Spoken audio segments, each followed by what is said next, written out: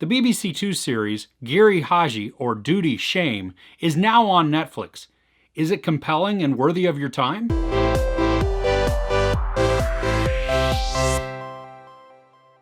A Tokyo detective travels to London to find his brother, who's accused of murder and also caught up in the Yakuza. There's a lot of players in this, but there are a handful of main ones.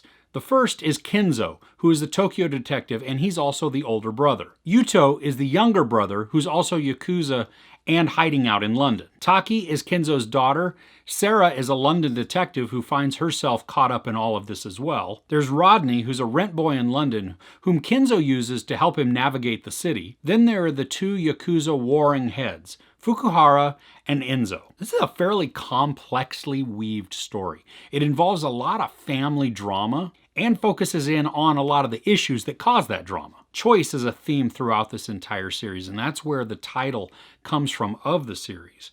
You have Kenzo, who is torn between his duty as a police officer and the shame that his brother has brought upon him and their family. But also mixed in there is the shame of Kenzo's own actions. And this theme of choice, of duty, of shame, of choosing between the two or dealing with both of them translates through so many of the different characters as it cycles throughout the story. Now, the drama on this thing is really high.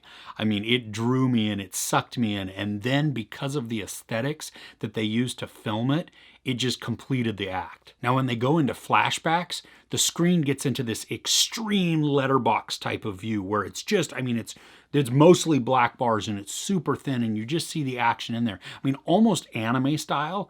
And then when somebody is retelling a story so that you're getting its history, it is told in this like watercolor type animation. And it's just stunning to look at. I mean, it's so beautiful. Now, occasionally they also employ split screens, and not even just like one in half, but I mean, it's cut into thirds or cut into fourths and all kinds of stuff just to show simultaneous action that's going on that you know is probably going to lead to a head and they're going to converge all at the same point. While the storylines are deep and very intertwined, some of them feel unnecessary. Take Rodney, for example, his storyline. Now, while he is dealing with shame, his story isn't too paramount to the overall arc of the entire thing. He has really, when you boil it down, one interaction, one introduction that sets up a future event. And that's really it. Now, I mean, we get to see him. He adds some humor, some sarcastic wit to it, and he's fun to watch when he's on there at some points, and he's also a tragic character. But really, when you boil it down, he sets up this one little thing, and so it's a lot of time spent throughout him that I don't know if we really needed. I want to say the same about a character, Ian, who is involved in Sarah's backstory. But as it turns out, he is integral into a part. He is the impetus for Sarah's duty and her shame. And so that together, you see how that fits. And so I can't just call him a throwaway character. But I'm not really thrilled with the resolution of Ian's storyline. There are a few characters that add some drama and tension to one or two episodes, but by the end of it, their storylines also feel just kind of unnecessary. Like they weren't adding enough to the overall story, to the end result where we were going for it to even matter. So therefore, I consider them kind of the unnecessary characters as well. Even though I liked their performances also, I just felt that they became kind of a filler. I really enjoyed the drama and the tension and the angst of the main storyline. You have Kenzo searching for Yuto. You have the warring heads of the Yakuza, that is just boiling up and building. And then also the familial tension within Kenzo's household. All of it just makes for some really compelling drama. I like that this is filled with twists and turns, but not really misdirection. I mean, it's not so much as a mystery as just a straightforward drama, but it does add a little bit of the intrigue in there to keep you invested. There's one odd choice in filmmaking that they use, and it happens in the final episode.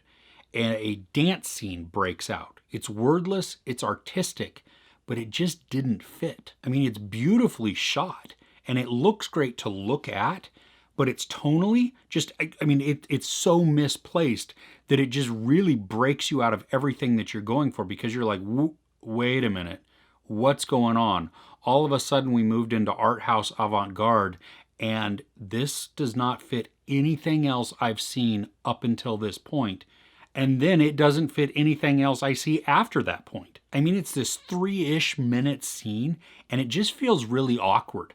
I know what they were trying to convey. The emotion, just the resolution of certain characters, of having all of these relationship type of molding and melding and just fight almost, having it out without having to say anything. But it was bizarre. And it's a really good word for it, actually, because it didn't fit. I mean, it was so far out of left field that you're like, what the crap just happened? And then boom, we're off again. And you're like, wait, I must have missed something. While I do see a few elements that could propel this into future seasons, I feel that the series wrapped up pretty well. I mean, no, it didn't answer everything. It did leave some ambiguity. It did leave itself open a little bit for more to happen, should it need to or should they desire to. But honestly, I liked how it is. It's not wrapped up in a nice little bow and everybody gets to just go home all peaceful and everything.